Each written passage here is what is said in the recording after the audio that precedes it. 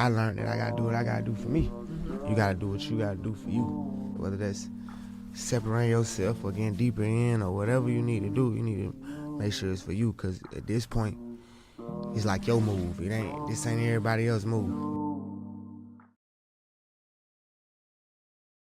For a suspect in a triple shooting tonight. We are told 2 young men were killed and medics took a third person to the hospital. 11 Alive's Don White joining us now live at a police precinct in southwest Atlanta. Don, what did the victim's family tell you?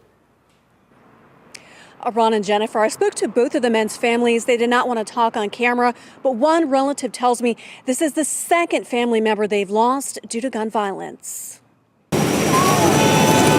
A crowd of people gathered outside Heritage Station Apartments Tuesday evening trying to figure out why so many police vehicles and crime scene tape lined the area. At first I didn't know what happened, so I was just wondering what was going on, and later put 2 and 2 together after coming back and forth seeing what was going on. Jonathan Brown finally got the news 3 young men had been shot. 2 of them passed away here along McDaniel Street in southwest Atlanta. It's devastating, it's tragic, it's terrible. My dearest condolences to their families. The 2 victims are between the ages of 18 and 21 years old, black males. Third is also between that age range as well, 18 and 21. The shooting appears to be targeted and not a random incident in this residential location. Atlanta Police Homicide Commander Lieutenant Jermaine Dearlove says the shooting happened around 5:30. Detectives found shell casings on the ground, and investigators are trying to put together the pieces of what happened. We're scouring for surveillance footage and witness statements. Police and the community continue to search for answers as another senseless act of violence ends 2 young lives. Conflict resolution is very important for everyone. I believe that's going to be the leading indicator for our homicides in the city and across the country as well. So conflict resolution is very important to teach our youngsters to understand there's another way besides violence. We all just got to be. Mechanicsville Apartments, Atlanta, Georgia, August 3rd, 2007.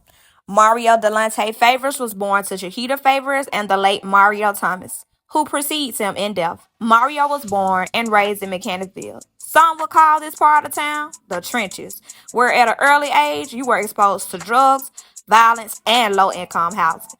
The only way out is being the #1 drug dealer or becoming the biggest athlete that came from the hood. Mario, well, let's just say he was going to make it out the hood. He was the best at baseball, basketball, and swimming. But his #1 flex was definitely football. Although Mario was the best at all these things, he had another side of his life that he kept to himself at a young age.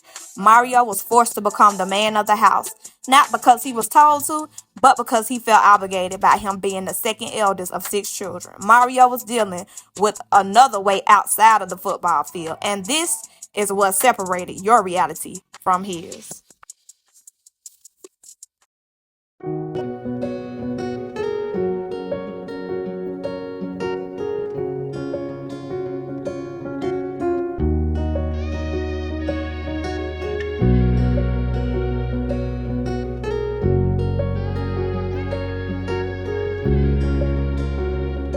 Let's go Daniel high. My doctor hit my phone and told me that he dog gone. I don't even know how to respond. I told him I ain't better before. And if it was you, nigga, I pick up my gun and blow. I like to step in my shoes. I told him to go belly down. I pick up the 223 and I shoot 100 rounds. I got my dog pop shit, look my he like to run the town. I told him play it card right, cause these niggas get wild. These niggas be talking outside they neck, they on the pine now. They call my phone, I wanna talk and you please pipe down. I'm all that looker and I'm going, you can't stop me now. I like my dog on me, that mo, that want no problems now. I wish this day he rolling with.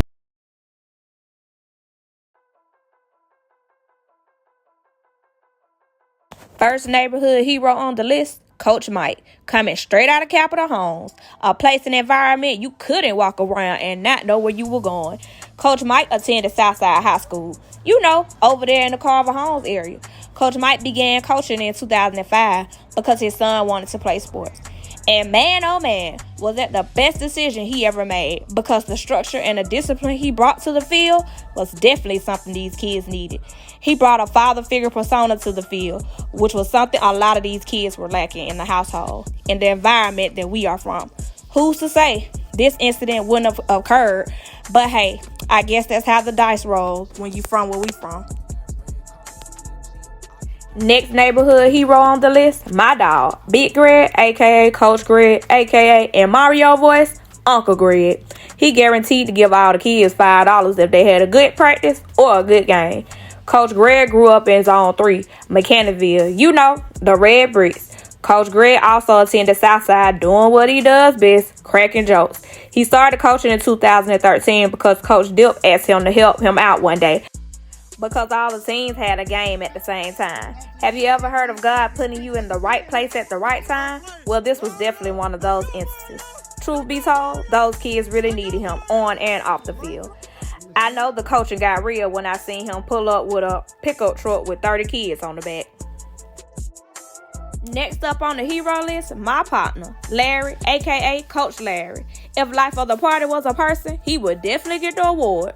Coach Larry grew up on the west side of Atlanta, Harris Homes to be exact. He attended Southside High School and played running back and linebacker, where he was leaving people kids on the field and on the injured list. He also attended Morgan State as well, where he played the position of a linebacker. He got into coaching to help the youth become better young men in life and teaching them that it's more to life than the environment we are in today. As he quotes, it's all about being a role model to kids so they have someone to look up to. Next neighborhood hero on the list, Coach Mello, aka Coach Red, aka Coach Petty, who grew up in Four Seasons, child, the Swats. He attended Doug Thug High. In his words, he was an all-around all-star athlete that played football, basketball, and baseball. Coach Mello began coaching in 2016. He was going to the rec center to sign his nephew up for football and was asked if he wanted to coach because they needed more coaches. And without giving it a second thought, he accepted the task, which is what led him to being a part of such a dynamic coaching staff that continuously won their state and championship games, all because of the experience, resources, and effort that they collectively pulled together amongst each other. Next neighborhood hero on the roll call, Coach Quinn, aka Big Stepper. Coach Quinn grew up in Mechanicsville, them Red Bricks. He attended Booker T. Washington High School and played defensive back, where he was leaving speed and his mark on the field. He has always loved sports and kids and decided to give coaching a try. And he quoted, "To be honest, the kids is what made him want to be a part of something great, especially after he was introduced to Super Mario, which is why we are speaking on this today." Next neighborhood hero on the neighborhood hero checklist, none other than Mr. Showboat himself, child. He would literally not be a full-blooded Leo if he did not act the way that he did, which is probably why him and Mario understood each other so well when stubborn meets stubborn. Mario used to challenge a lot of people, but I don't think he wanted that smoke with Dip. He got all the kids in check. Coach Dip grew up in Mechanicsville. There is no way possible you can say Mechanicsville and ask anyone do they know him, and they don't. He literally has a picture on the side of the store next to the game room. Coach Dip attended Southside High School along with the rest of the coaching staff, so you know they go way back. Coach Dip started coaching in 2014. When I tell you I really think coaching is his calling, I mean it. He has a genuine love and soft spot for the kids, especially those who lack guidance. As he quoted, "I seen my neighborhood needed a change, and I thought I was the one who could do it." He's also advocating for stopping the violence and empowering poverty-stricken communities. Next neighborhood hero on the checklist, Coach Hack, coming straight out of Oakland City, aka Spark Street, also known as Little Cali. Coach Hack attended Douglas High School. I actually went to school with him, where we shared classes, roasted each other. He won Offensive Lineman of the Year in 03 and 04. Coach Hack was an offensive and defensive lineman, and he also played a bit of tight end during his senior year. He was also one of the 8 players to sign scholarships on National Signing Day with Fort Valley State University.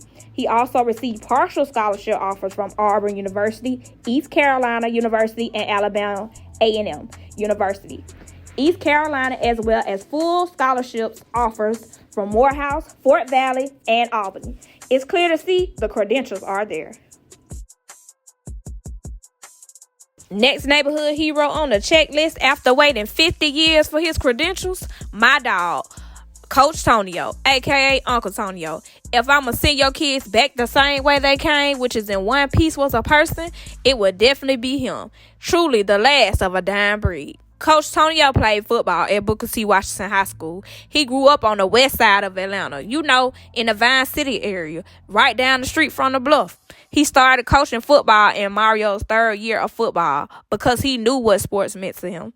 Tonio and Mario are blood related, so this was definitely something he had no problem with assisting him in regards to staying on track. He understood that positive influence was necessary and mandatory, considering the environment. I want you all to take a look at these 7 men and understand that I did do a background on each and every one of them. And I want you to understand the positive influence that they brought upon the kids who needed it the most, which is something that we are lacking in today's society. Take great value and appreciate who takes their time out for free to interact with your children. Now let's get into it.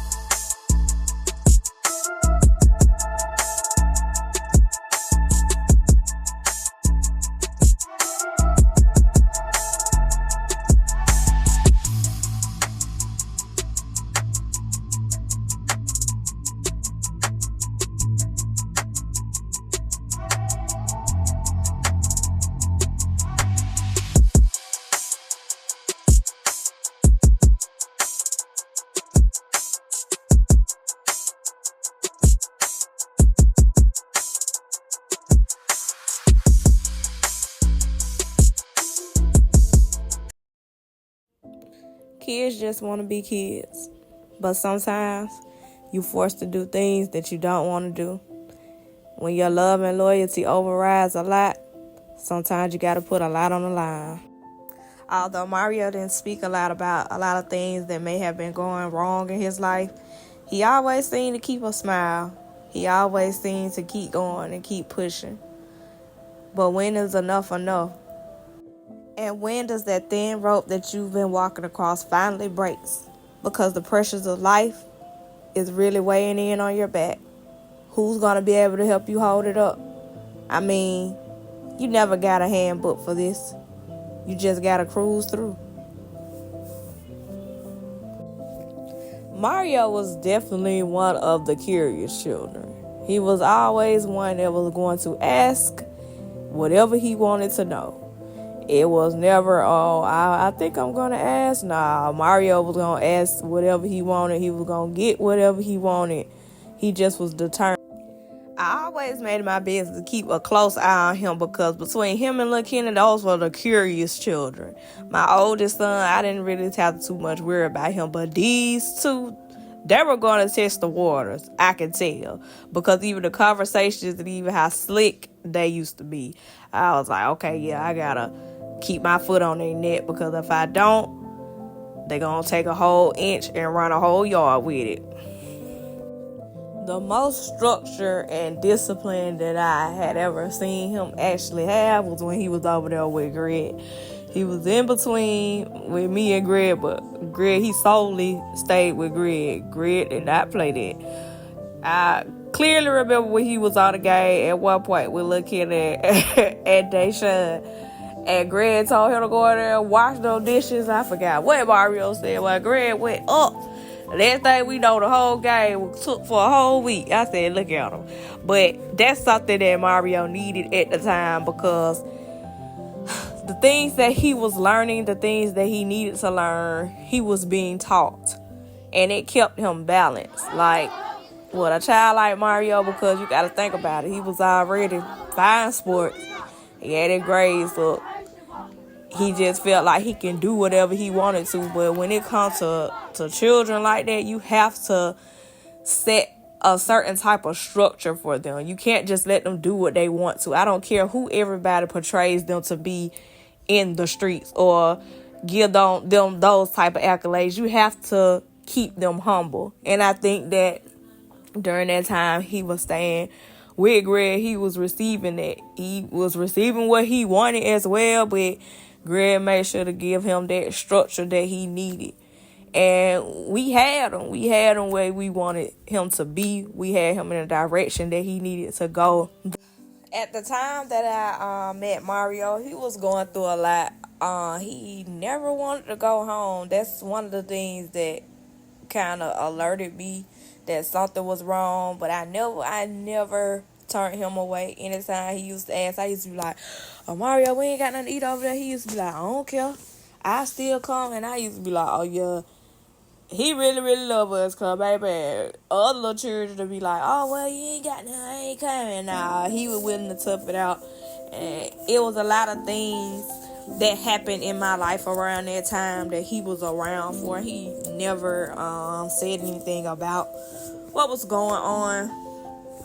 And I just eventually made him one of my children because he just gravitated to me. Like, I developed a love for him. Like, he never gave me, once I made a clear understanding of what was going to be and what wasn't, after that, after we established the ground rules in my house, I didn't have any problem out of him. Like, he might have did everything else, but he already knew when I stepped through the door. I meant business.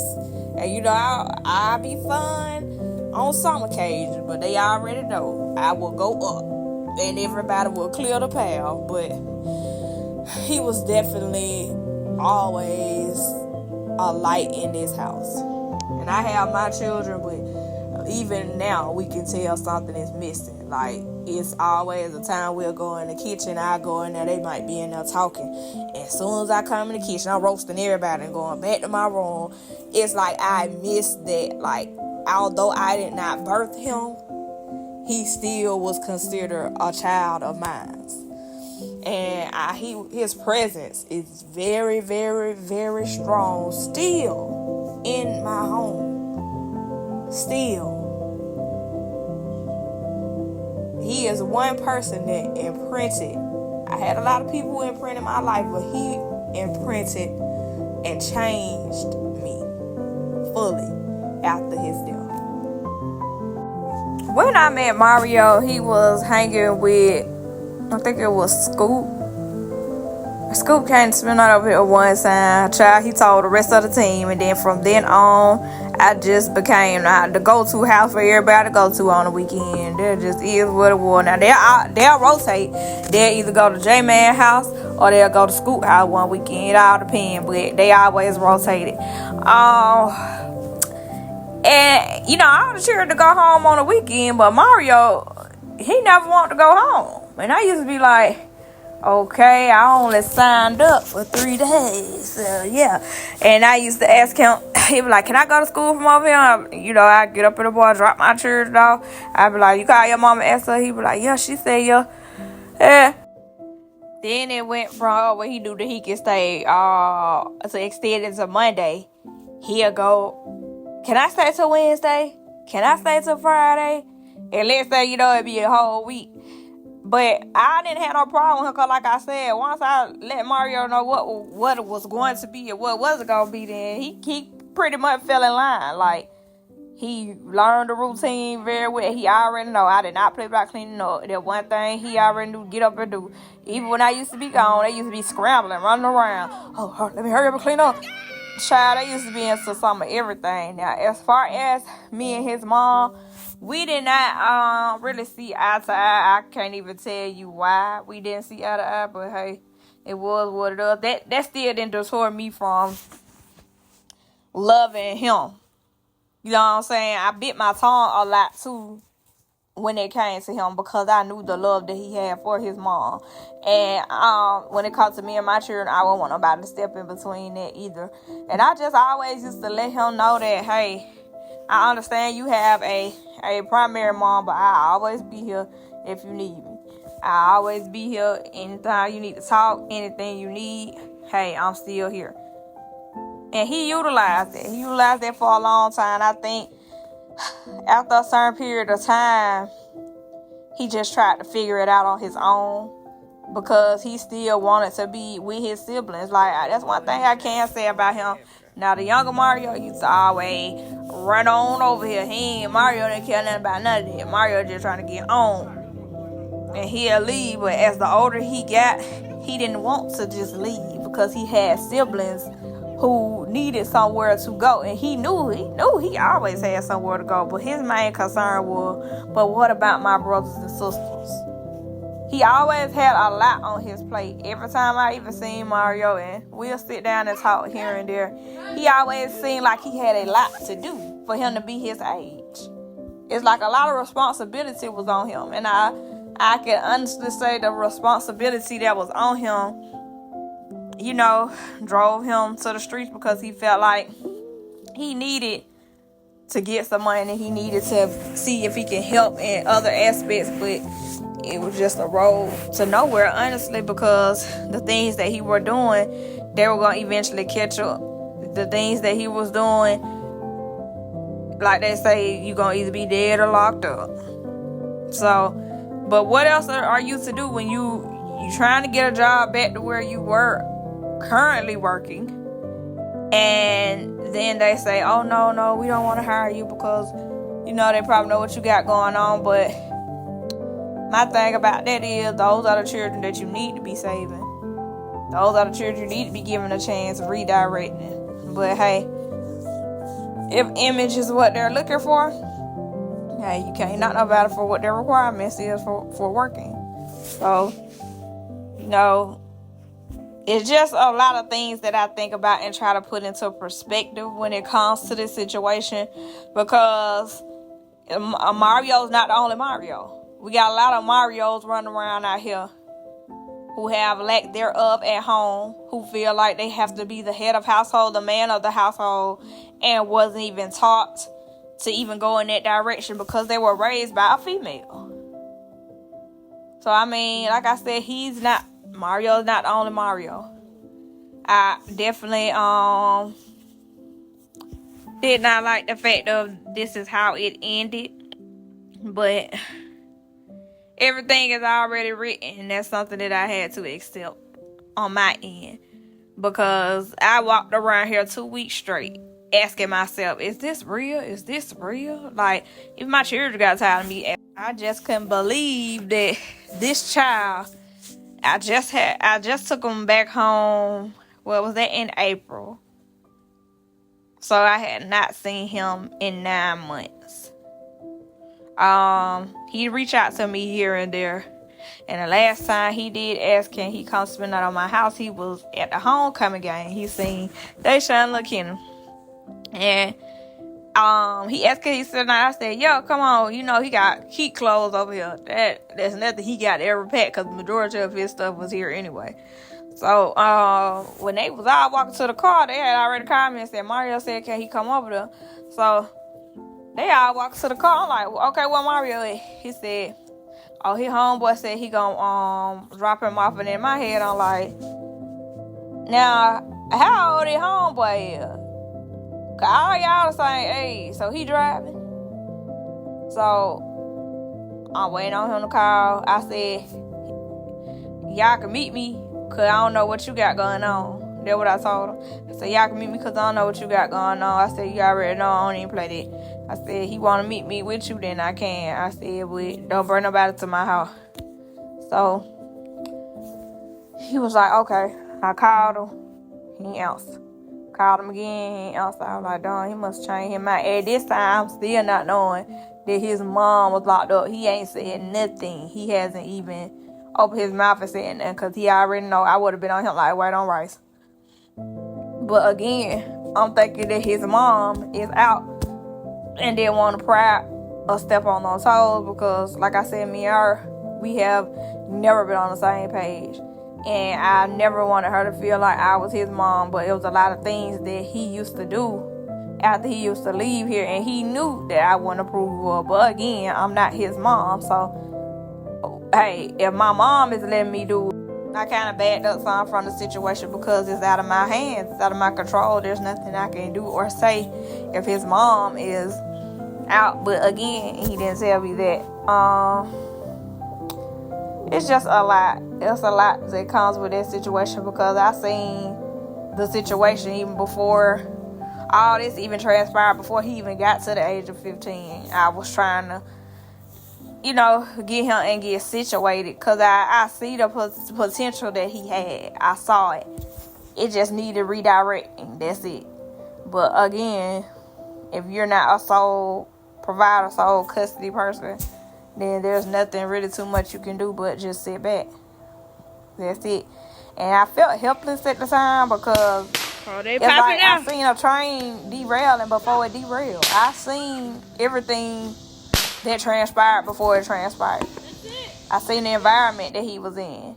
And you continue to dibble and dabble in this environment, you're going to eventually become a product of it. Because you're going to feel like that's your norm. It's a world outside of where you are. You have to broaden your horizons. That's something that I always used to try to teach them. But like I said, when you got more negative than positive in your ear, of course you're going to go toward the negative light. And unfortunately, the negative light costed him his life. Did I pray for him? Yes, I did. Continuously. Every day, every night. I even got anxiety when I sent him back home as if that was my child. But I had to make peace. Literally, I had to make peace with it. I cried about it. I just felt like I was very, very worried when he went back home. And like I said, I had to make peace with it because I didn't have any control over it. And that's like the worst thing to even go through. Of having love for a child and knowing that you don't have no say over what kind of decisions are being made, what would be the best for him. That wasn't my biological child. I wasn't going to go through the courts, although a lot of people used to tell me that I should, but we tried that aspect another route, and it didn't go the way that it was supposed to, so I just left it at that. I didn't want to cause any turmoil between his guardians. I didn't want to do all that, but like I said, I seen the train derailing before it derailed. But hey, it's neither here nor there now, because what's done is done.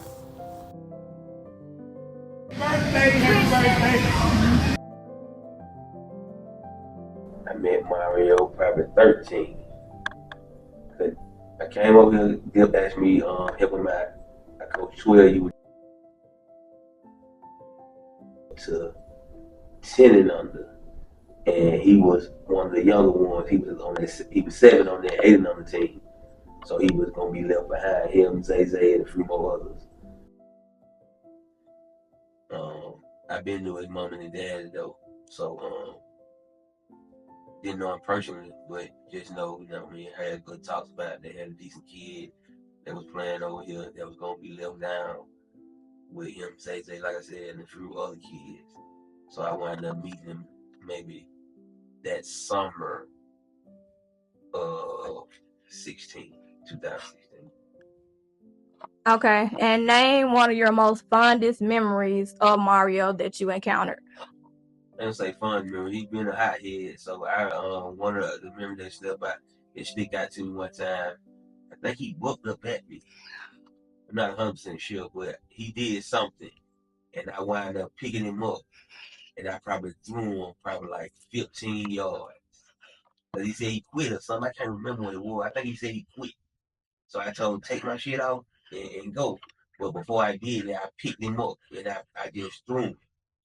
He could have been no more about 60, 70 pounds at the time. But that was one of my memories because I always stuck out because I was a little scared when I did throw him because I threw him kind of far. When you found out about the passing of Mario, what was your response and your reaction?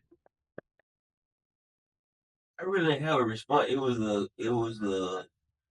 like there had to be line reaction because I was here and he came looking for me and I had just pulled off. And we got this little connection where he had to come up here. He always gonna be and I always tell him like, you gotta hear the speech. I'm gonna give it to you, but you gotta hear the speech. So he came looking for me. I had just left Dunbar. He came looking for me. And Marquise called me and said, Mario just left looking for you. I turned around and came back and I saw him walking from Cooper Street and I asked him what he wanted. He was like, he ain't wanting that, he was just checking on me. And I was like, I'm gonna ask you again, what you want? And he was like, I need some money. And I gave him $40. And I always tell him, I said, I don't buy no weed. So I gave him the $40 and I think him and Cam left and went to Pittsburgh. So when I pulled back off, I made one stop. I can't remember where I was at, but I made one stop and then I decided to go home. And when I was halfway home, I got the call. And I was like, I just not too long left. I know they lying. They must got to be stuck. So I called Marquise to tell him to call Cam. But Cam wasn't answering the phone. So I called Greg. And Greg said he had got the same call too. Then I called Tonio. Tonio like, yeah, he was actually pulling up. So I was like maybe 10 minutes behind Tonio. But it's not a real reaction. Like it's hard to believe. Like you can see somebody going down the wrong path, but you don't see that. Like you don't see the end. You just see, you getting in trouble. Like, you know what I mean? Because no matter what, he still was a decent kid. You know what I mean? He was just in that life. If he was still here, what is something that you would have told him? Not necessarily if he was still here. I kind of told him like a lot of stuff that Mario was doing, he would come and tell me out, and I would try to give him like the best advice I could give him. Like when he got into it with an older dude over here about a car, and I'm telling him like, older people play different. You think like with your peers and people around, you think when you do something, y'all get back cool, it's over with. Like it may not be over with the older people. The older people know how to play the game. They'll make you think you walk around here and then ain't nothing gonna happen. And then 2 months later, something happened to you. So I was really telling him how to play the game. But at this point, he was committed to it. Like it wasn't like he was halfway in, halfway out. He was committed. This is what he was gonna do. He felt like he had no other choice. So this is the game he was gonna play. So I did explain to him like, if you're gonna play this game, you gotta play the game. But I used to always tell him though, when he stopped going to school, I was like, when you come around this summer, you gotta have something for your little brother and sister every time you come around. So a lot of time when Mario did come around, it was to take him to the snap machine or go to the store for him and bring him stuff. You see what I'm saying? So I guess he kind of felt like in order to have these things that he needed to help take care of his sister and brother, he had to do certain stuff. So I really had nothing to say to him now. What I had to say to him now would be the same thing I'm telling him then. August 6, 2007, 3 days at the hospital. All right. What is your most fondest memory of Mario? Like unforgettable. Seeing there, my cousin, how he tugging on my shirt. Uncle Great, come on, let's play kick. I said, we're on time, man. Come on, man. And then went from there. We got a zillion memory. One time, we in baseball practice. Mario had a good glove, good hand. So this after prayer, and the coach Melo had a little big. Melo say, man, you can't catch it. So Mario catch it. Melo put this smoke on it. He missed my Westside crying, then Melo cried, man, about 2-3 weeks behind that stuff, man. Well, that's a lot of memory. Okay, so the next question is, what was your reaction and your response when you found out about the passing of Mario? All words had cried. She about 4 something. And she needs to call for me. I called the phone back, They get the call. They got shot in Pittsburgh. When I got there and seen him on that ground, that shit, they crushed my whole world. If he was still here, what is something that you would tell him to kind of redirect him? I ain't gonna tell you that wrong, son. You know your uncle tough on you, but I ain't gonna tell you that wrong, my boy. You know I love you. Tough love, but I ain't gonna never tell you that wrong. The city you make, you stand on it. But I ain't gonna never tell you that wrong. I am 1,000%. I love you to do.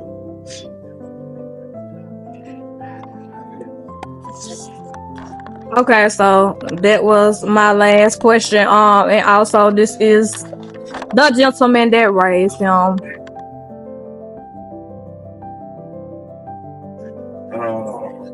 First year coaching football up here, 8 months. I want to say 2015, 2016. Okay. What is your most fondest memory of Mario? Baseball season. I was at 7, and we was on the field throwing the ball and stuff. I hit the ball hard to the kid. I didn't feel like he could stop hitting the ball and stuff. And I had to hit the ball hard as hell one time, hit him in the wrist. Knocked all it out. Man, they took me around the field with the bat. He got 2 minutes. I can't remember that.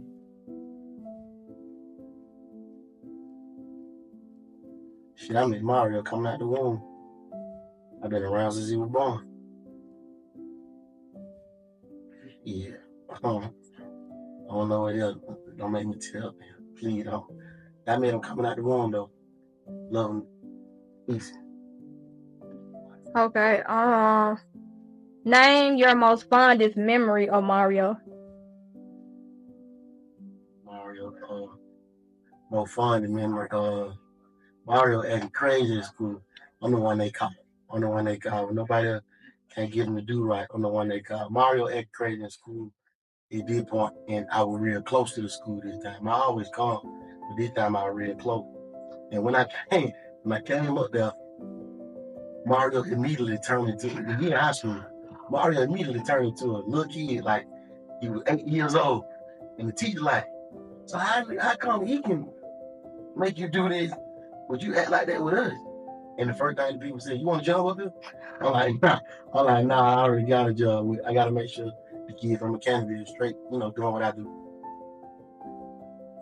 Okay, that's dope. The next one is, what was your reaction and your response when you found out about the passing of Mario? First reaction was, I was devastated. I was shocked. I was scared. I was hurt. I actually worked inside the greatest. I kind of seen both sides of it. My response was Junior Quad. Because I know they. We can go to the next question. Yeah. If Mario was still here, what would be something that you would tell him that would encourage him to redirect? Because I know that you were redirecting him before he passed. He was in the process of going to summer school. We all know. You gotta worry about that. You gotta take that for nobody. You gotta worry about what's gonna happen. Why keep me in jail? We all know. And we all for sure now. The people with us now. So anything you need for real now, you ain't gotta go to the city. You ain't gotta look for no job. You ain't gotta do none of that. We all just go do what I asked you to do. You ain't gotta be worried about that. I'm gonna take care of everybody. Because now people see that, that's a need, and they provide a way for me to be able to provide a way for kids coming up behind me. So, And this is the last question. Do you feel as though his death inspired you and motivated you to help other children in his same situation? Man, little Junior just got shot. Well, Big Junior just got shot. His best friend. Yeah, people don't know this because people don't know. But I know this because I'm the one. And that ain't to brag or boast of that. But yeah, his best friend just got shot. So, with that, it always had me closer to little Junior, Big Junior. But now it's like, as soon as I leave here, I gotta go right up to his mom's house because he's still in the house, slumped over because his stomach's still messed up. But I'm doing what I need to do to make sure he okay. Provide him a job when he can move around the right way. Just doing what I need to be doing and being the big homie in the neighborhood. Not putting no height on him, none of that. But kids come to me because they know at the end of the day he never gonna turn his back. He gonna talk that shit to her. He gonna do what need to be done. Giving her tough love. But on the back end, he never gonna turn his back. So. Just showing that dude that, getting mentorship to his friends and all of them, even to his brother, Junior and Quadia, just being here for them. Being there for them, going to the school the same as I did Mario. It's hard to find them now because they know how to hide in places. I don't know where the 10-year-olds and the 12-year-olds and 11-year-olds hang it now. So they're trying to, being able to find them is a hard part. But other than that, we're going to do what needs to be done. Well, I'm definitely going to do what need to be done with me and my nonprofit organization. So, yeah, we here, we working. I'm teeing up, and I know you can see it in my eyes. So, that's the last question. Oh, yeah. And can you let them know what's your nonprofit organization so they can? Nonprofit organization is We Care Atlanta. That's WIICAR. Yeah, Atlanta specializing in de-escalation and conflict mediation. Training on that. We're also doing summer youth employment. Doing the gang event, we're gonna be behind the Mechanicsville reunion this year coming up. We do a whole slew of things. Anything we connected to resources, we provide resources. We basically a walking resource. Hey, thank you. When I was bringing my stepdaughter up to Chile, and I saw Mario playing football, and he made me fell in love with the game of coaching football because he was just that special.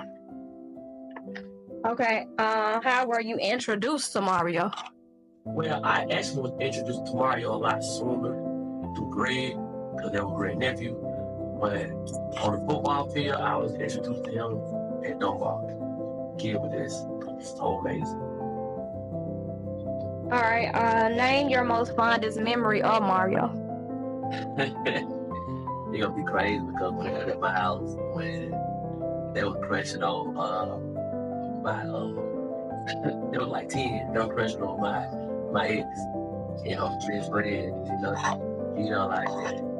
They used to crack jokes all the time. When you found out about the passing of Mario, what was your response and your reaction? I thought it was a mistake. I didn't think Mario, definitely, so but when I did find out, I pulled over on the side of the road, called Greg, called Mike, and I asked them, they said, yeah, we just heard the same thing. I was just in the belief of the show. Okay, this is the last one. If he was still here, what would you tell him to do differently? Well, I wouldn't tell him nothing differently what to do. I just tell him the same thing I always told him. Hey, bro, you got a special talent that I never seen. So you on the wrong. For me and Mario go way back. I actually grew up with Mario's sister and uncle, so I've been knowing Mario since birth. So long history. Okay. What is your most fondest memory of Mario? That smile. Honestly, we had our times, and luckily I was able to be a little closer to him once I started coaching him. But definitely that smile, whatever he do, he'll finesse his way out with that smile. So definitely had a genuine smile. So when you found out about his passing, what was your reaction and your response? I was definitely shocked because I think 2 days prior to it, I had a conversation with him. And every time I seen him, kind of I always had a conversation with him about, just life choices and his future. So it definitely hit me hard when I found out. First thing, crossed my mind. I just spoke with him, about some things and stuff. So um, definitely shocked. I jumped immediately when I got the car. I immediately went over. It still didn't feel real until I actually went to the scene and saw him. So definitely shocked and sad. Yeah. Okay, last question. If Mario was still here, what would be something that you would tell him to kind of redirect his path? Like I mentioned earlier, same thing. And I'll just share the conversation I had with him 2 days before his passing. I know he was in a situation where he was, he wasn't in school. So I always told him, because he hadn't really got any. How are you related to Mario? First cousin. Okay. Name your most fondest memory of Mario. Mario jumping on front of the car, the raggedy truck we had, acting like it was a road.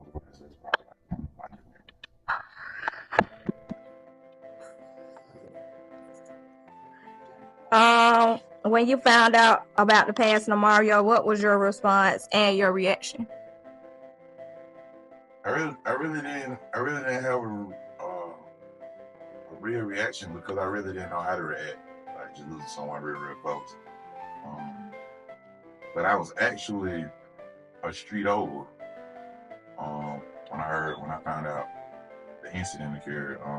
I went right there, but I didn't know it was him. And I pulled off, and then I got a call like 10 minutes later. So I really didn't know how to feel. Okay. If he was still here, what would be something that you would tell him?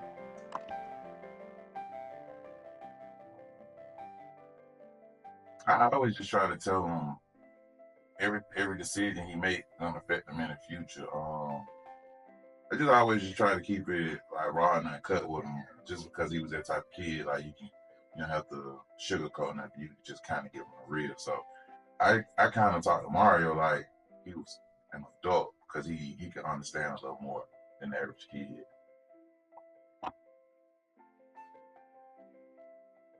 We got the same dad. Different one. Okay. What is your most fondest memory of Mario? Something unforgettable, like something y'all done did that you'll know. Okay. What was your reaction and your response when you found out about his passing? I would love that.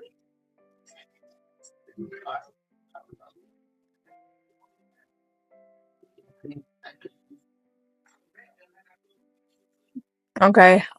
This the last question. If Mario was still here, what would be something that you would tell him?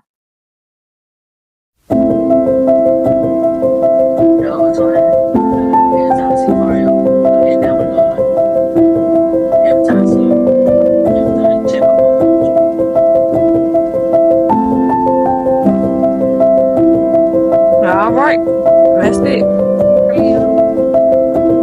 have to ask you a different question.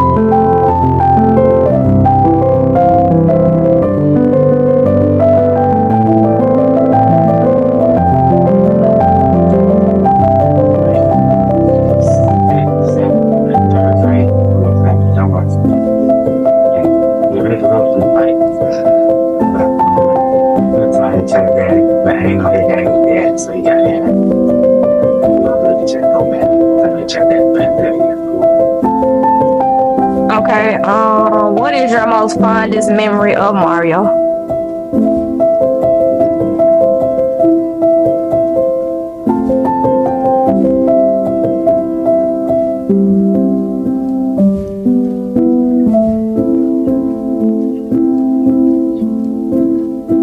Something unforgettable that you like, no, we really did it.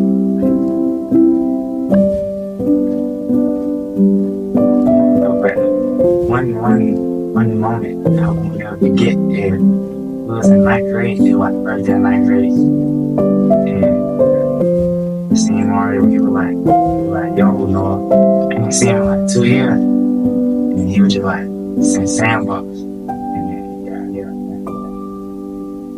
All right, and what was your reaction or your response when you found out about the passing of Mario? When I first seen it, I can't believe it. I still can't believe it.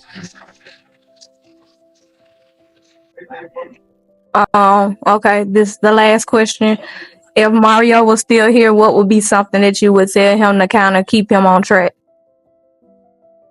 I tell him everything he told him. Like he used to do his stuff, but he didn't want nobody else. Like he knew what he did. Like it's fine. He used to tell me go to class, and I'd be like, "You walk in the halls, like, go ahead and check the class with him, like everything. Just do everything else." Okay, and that was the last question. Thank you, Nora. You did good. This Kenneth, I know Mario from football. I was a football dad, and spent a lot of time with him, on and off the field. Okay, name one of your most fondest memories that you experienced with Mario. I ran him so long, it was a lot of them, but one I can remember, I think we was in the championship game, and it was last play of the game, probably like 5 seconds on the clock, and we was about to lose. And I remember Mario walking to the huddle, and I came from behind the fence, and I got like in the end zone, and I was like, I hollered at him, Mario. I ain't say that. I was like, yo. He looked at me. I was like, meet me in the end zone. He shook his head, alright.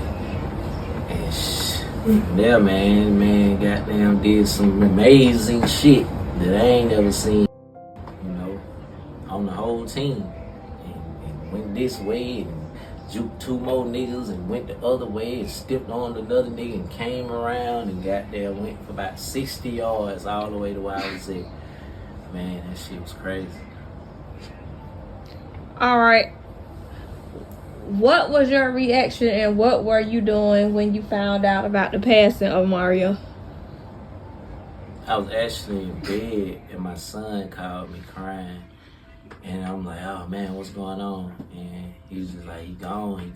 And I'm like, what you mean? What you talking about? And he was like, Mario, he dead. And I was like, what? And it was kind of crazy. It hit me, I had to hang up on my son because I had to have my own moment. And I had just seen the kid probably like 2 weeks prior, picking him up from school in a suspension or something, or maybe it was a month or 2, maybe something like that, And I talked to him. And I didn't realize that was going to be the last time that I seen him. So during that conversation, do you remember what you spoke with him about? Definitely. I remember telling him that, picking him up when he was suspended, I remember telling him the same thing I would my son if that's who I was picking up. But I was telling him like, hey, yo, you got too much talent, man. You can do so much more, man. Like, I done been in the street life and did shit.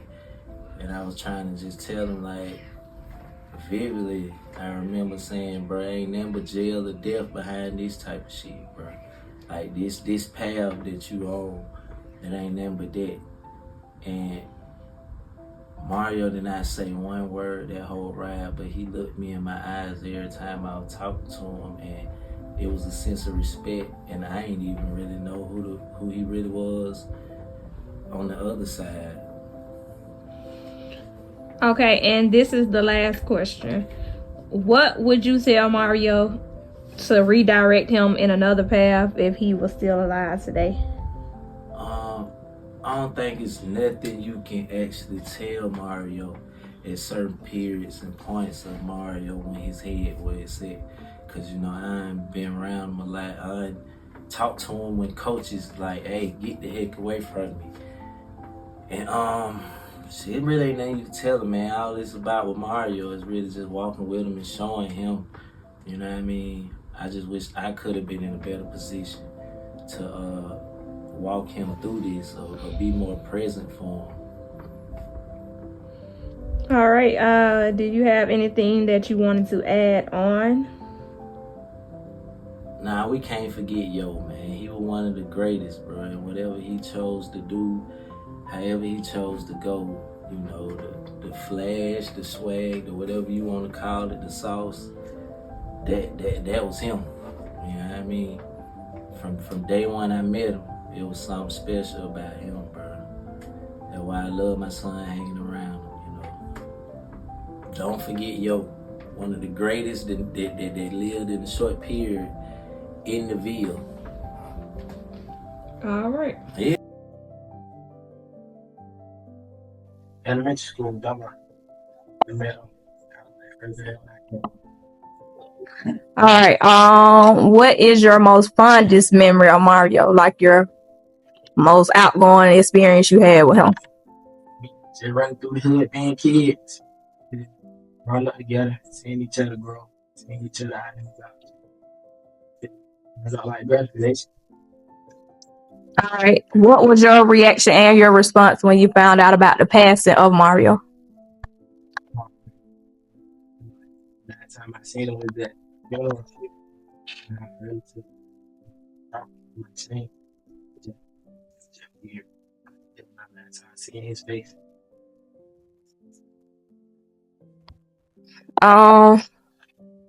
If he was still here, what would be something that you would tell him to kind of redirect him? Still football.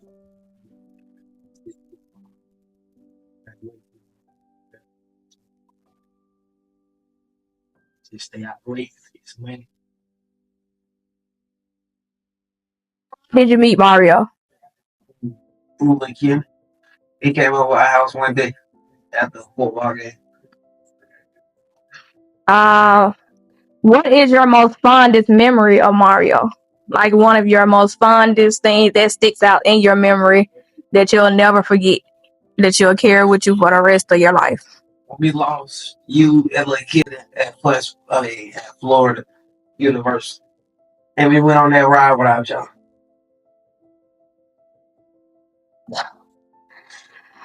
Okay, so the next question is, when you found out about Mario passing, what was your reaction and your response? I think I was in Vietnam.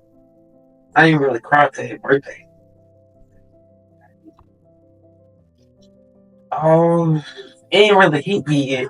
So I don't really get trying to comfort other people. Yeah. If Mario was still alive, what would be something that you would tell him to kind of redirect him? Call me so we can talk about what's going on, what he going through, and maybe I could try to help.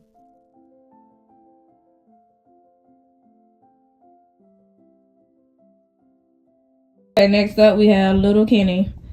So, Little Kenny, go ahead and introduce yourself and tell us how you met Mario. My name is Kenny, and I met Mario through football when I first came to Dunbar in 7U. All right. Name one of your most fondest memories that you experienced with Mario. When we went to Volcano Bay, we raced, swimming, all type of things, and also when we used to play Ding Dong Ditch in the apartments that we used to live in when we used to play Ding Dong Ditch, and the apartments that we used to live in Overlook Ridge. That was fun. And when Deshaun got chased by the dog, and me and Mario jumping on top of the car, and we just laughing at Deshaun when we on top of the car, and Deshaun getting chased, trying to kick the dog, fight the dog back. Oh, wow. Must have been interesting. Where was I at? Home. Oh, okay.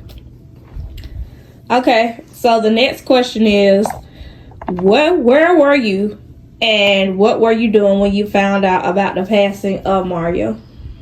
I was at home eating my food or dinner. I was eating dinner and it was nighttime. And somebody called me. Then that's when I had heard about that he had died, but I thought they was just playing. And I thought they was talking about another Mario, but when they showed me the picture, then I knew it was for real. Okay, if Mario was alive today, what would you tell him in order to redirect his path? To stay in sports because he was good at it and I love him. And he should have stayed with us. Okay, did you have anything else you wanted to add? Nothing really, I miss him. All right, thank you.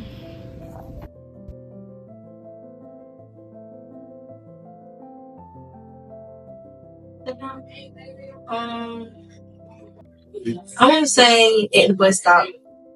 Yeah. At the bus stop, he was walking. He was walking with his friend. And he tried to talk to me. Can talk to me. And we exchanged numbers and stuff. Okay. What is your most fondest memory of Mario? Something that you just never forget, like it imprinted your memory.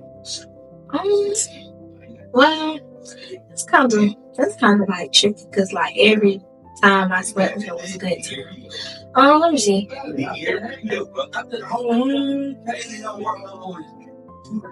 When we was playing basketball together. Well, he was trying to get me to play basketball. I didn't like basketball. He was trying to get me to play basketball. It just kept teasing me and missing and stuff. Yeah. Okay. When you first found out about the passing of Mario, what was your reaction and your response? When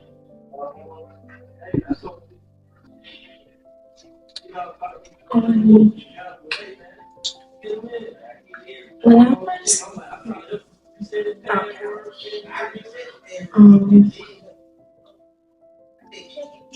I was devastated. And I was just like in shock, like, what? Like, I had just saw him. And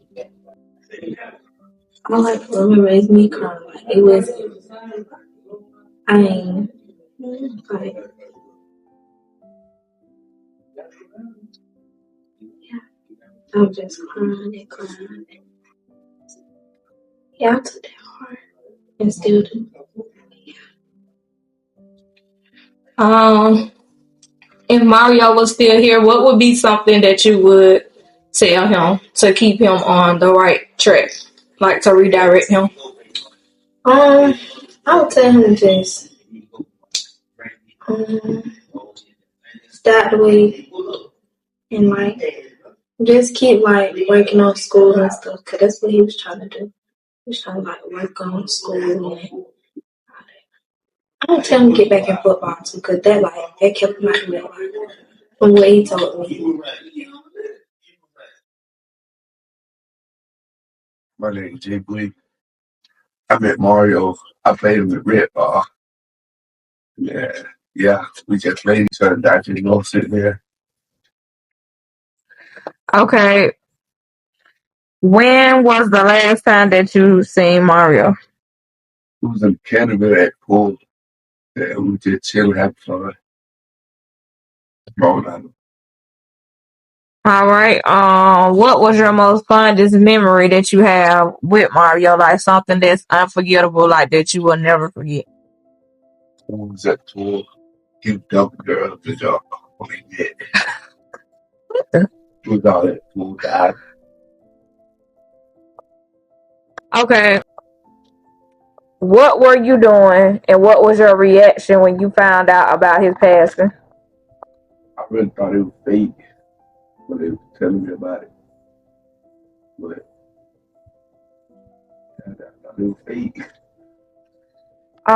If he was still alive, what would be something that you would tell him to kind of redirect him?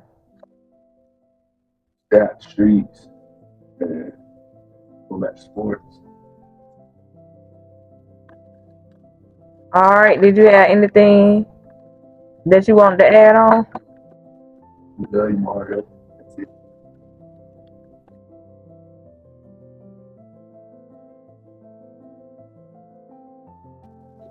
I met Mario when it first came, man.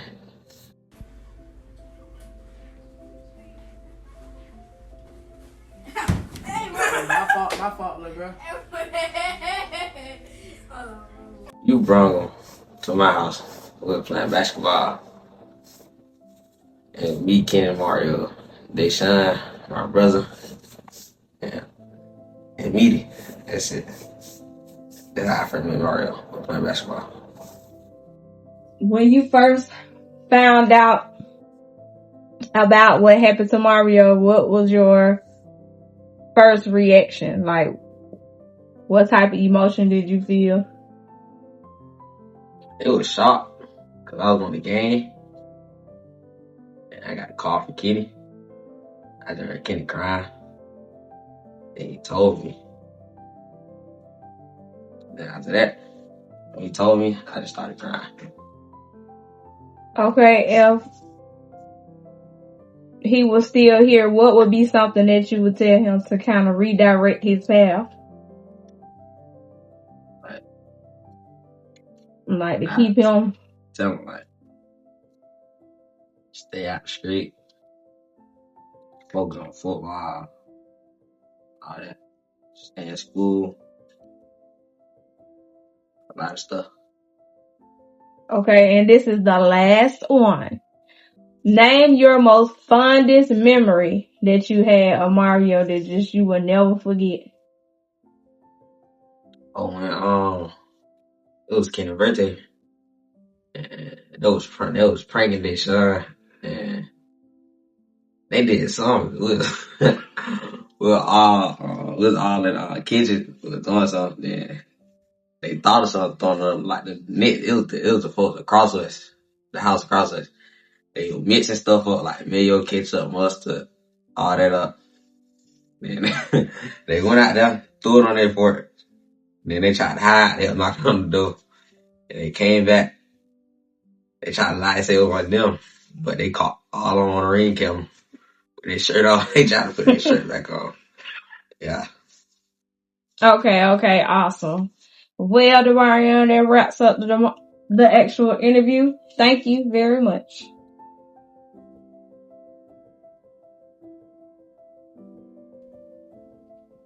And how I met Mario is when my little brother, J-Man, he played with Adam at first, but then Dumbo won him on the All-Star team. And he started loving Dumbo. He started playing Mario's.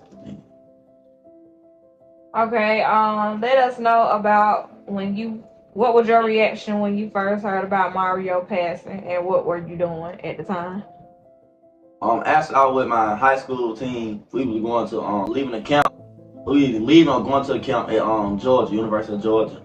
And then one of my partners, one of my teammates, who from Pittsburgh, got the message that happened. He showed us. I'm like, it was crazy because it was Mario. Name your most fondest memory that you experienced, something unforgettable, like that really stuck with you about him. When everybody was at our house 1 week, we were all just doing stuff that boys do, play the game, play basketball, fighting, up all night, pranking each other, stuff like that. Okay, and this is the last question. If Mario was still alive, what would be something that you would tell him to kind of redirect him? I would tell him like just get out the street and get back in sports, cause like it's the world bigger than outside of Georgia. Like it's a lot of more stuff outside of Georgia that he could have experienced. Okay, was there something that you wanted us to know, or you? Stop the violence, cause it's like we don't want nobody else to get taken at a young age. All right, all right. I met Mario by when I was 6 or 7 years old. Coach Greg introduced me to him. Yeah, at Dunbar Center. Okay.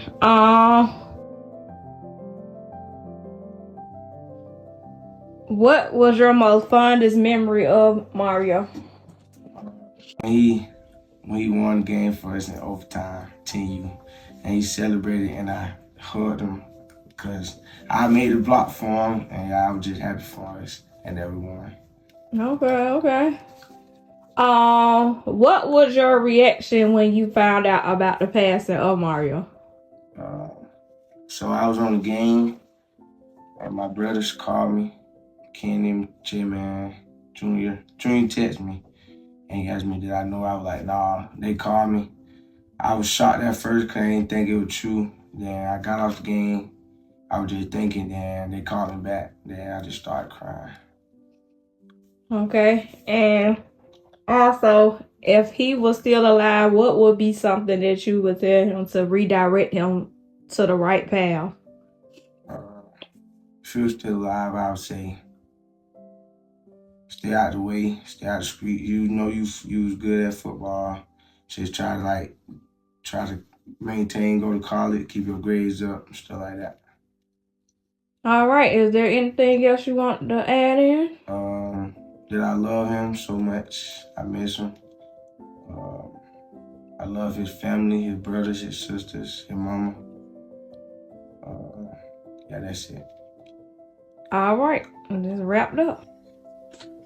When I first met Mario, when I first seen him, it was when we were playing football for the city, and then when I first met him, is when I think y'all either brought him over my house or it was the day of the sleepover. When you had sleepover at your house, that day, that when I first met Mario. Okay. Name your most fondest memory that you encountered with Mario. That day, sleepover. I ain't gonna lie, that day was crazy. We were just doing stuff that whole night. So what was y'all doing?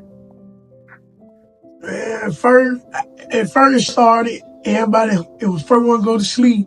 Them folks in there missing. We was in there missing ketchup, hot sauce, mustard, water, pouring it on each other, slapping each other with flour all over the house. I ain't gonna lie, that day was the fucking day. What was your reaction when you found out about the passing of Mario? At first I ain't believe it because I think I had pulled up to the Brown store at the bottom, and then when he had told me, at first I ain't believe it. I just seen on Instagram, there were like 2 people died in Pittsburgh. They ain't just never say who it was. So then when I first found, I seen everybody posting them, I was like, it's crazy. Because I just had seen him walking from McKinneyville over the railroad tracks to get to Pittsburgh. So it was crazy because I just had seen him.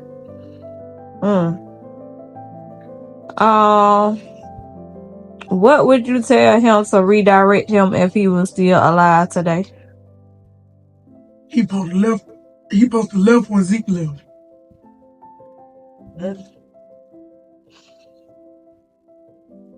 And is there anything else that you would like to add in here? I miss him. You will always see that boy. You go to McKinneyville, you gonna see him. Swear to God. All right. Thank you, Mita.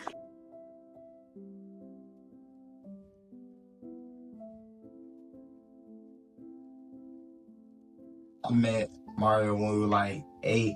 We went to an All-Star game. We was in the same hotel room. Okay. Name your most fondest memory that you shared with Mario. Going back to the hotel room. It was one night, I think it was first day there. We was up all night and the coaches kept coming in there. What was your reaction when you found out about the passing of Mario? I ain't believe it for it ain't seem true. Like, they called me because I know Scoop played too much.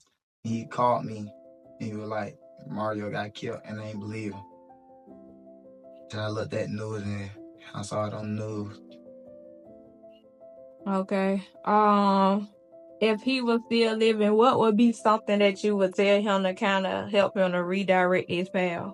Get back into football. Stop trying to be in the street. Stay with football. He was good at it. He should just stay with football. All right. And did you have anything else you want to add on here? Nah. All right. You did great.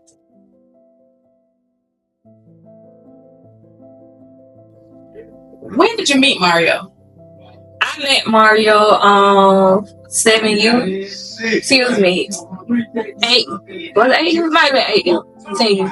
No, he wasn't 10 years. It was 8. He was playing with my son, and this particular little boy was one little boy who I always just had all the children over my house, but he was one little boy who never wanted to go home. Like the first time he came, he never wanted to go home.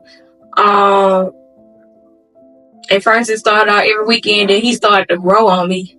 And the weekend started to turn into weeks of him being there every day. And I got attached to him, so I met him when he was playing football with my youngest son. Definitely sounds mutual. He got attached to you too. Right. And what?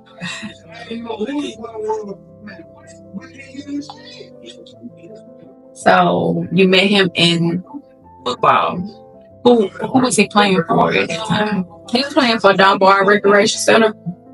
He was just a year above Lil Kenny, but I don't know how him and Lil Kenny got cool because they wasn't even on the same team at the time. But you know, hey. So that's actually how you guys met through Lil Kenny. Through Lil Kenny and football. Right.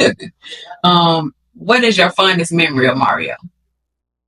My fondest memory of Mario was when the school called me when he was in 9th grade. Oh wow. And they just so happened to say that he was up there being disrespectful. So I came up there. He had just went back home with his mom. I came up there, thought I was about to regulate some. And I sat down with the principal. He sat there and threatened the principal as well. And when he walked out because he was hot,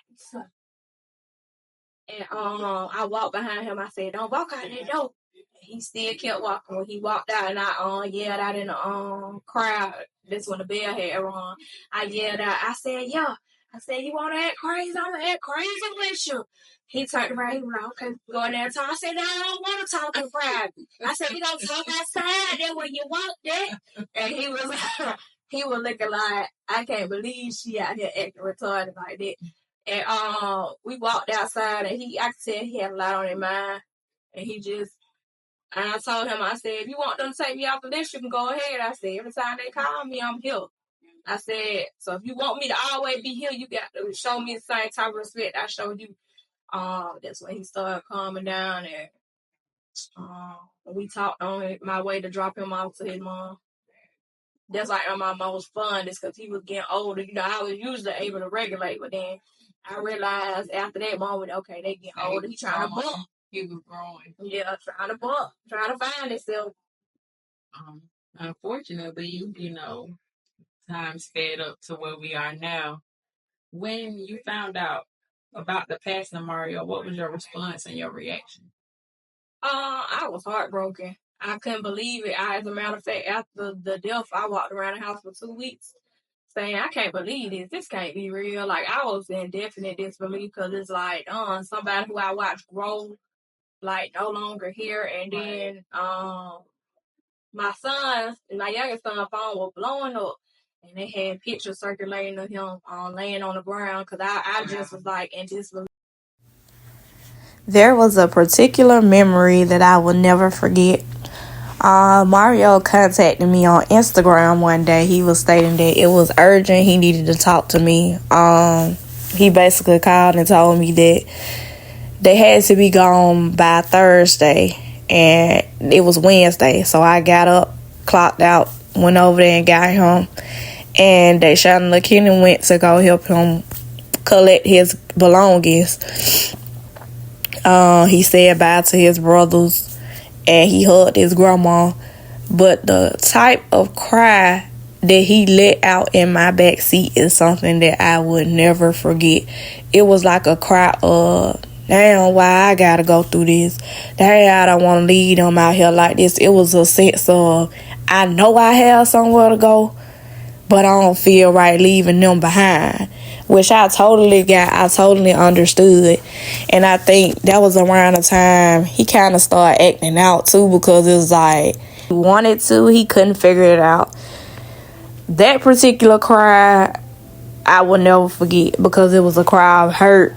It was a cry of me noticing the change in their age, like him actually understanding what life is now. Like, it's no longer the baby Mario that I was used to. Is him. Oh dang, it's really real out here. This really what's going on. Like, he started comprehending that this life situation be life, and sometimes, and it's so unfortunate, but that's something that's always going to stick with me.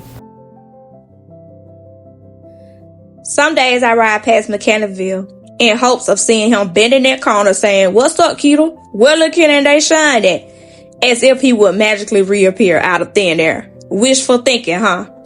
Every time I would see him, he would have the biggest smile on his face. After he went back home, he didn't know how much of a relief it was for me to just even see him, because at least I knew he was okay. I knew the street started yelling louder than I was talking. My biggest fear became my reality at 5:30 p.m., June 20th, 2023. It weighs on my heart that he didn't tell me what was really going on with him. I sit back and wonder, if I would have asked more questions, been a little more nosier, would the outcome have been different? Nah, all of us had a hand that we were dealt. Some of us get a good one, some of us get a bad one. Either way it go, we gotta work with what we got and play it. I had to have a conversation with God, in which he told me this is no longer a weight that I have to carry. He has it from here. Although I didn't mind carrying it, I was still forced to let go. I've never questioned God until that day, because I couldn't understand, why did I have to be the one experiencing so much pain and so frequently? Everyone is here on assignment, and mine had to come to an end when it came to him. God had his own plans. Hearing so many people speak so highly of him during his memorial service, it made my heart smile when I was in such a dark place. It let me know that the men in his life definitely played a major part on how he conducted himself until the age of 15, which is where he tried to figure everything out. The term village was an understatement when referring to Mario. A whole community was involved, and he was the glue that held everyone together. And it's also the reason we continue to stay connected. I'm pretty sure all of us have our days where we drop a couple of tears, sit back and reminisce about Mario and his adventurous spirit and raw talent on that field. We started out as a team, but we ended as a family. When I say this, I speak for everyone. Your brief time here on this earth taught us more than you could ever know. Your unselfishness, your bravery, your confidence, your willing to learn and know more. How could we ever replace that? I understand everyone is here for a brief time and we all have an entrance and exit date, but you just better know that yours was marked on the calendar as very special. Continue to get your rest, kid. Gone, but never in a million years will you be forgotten.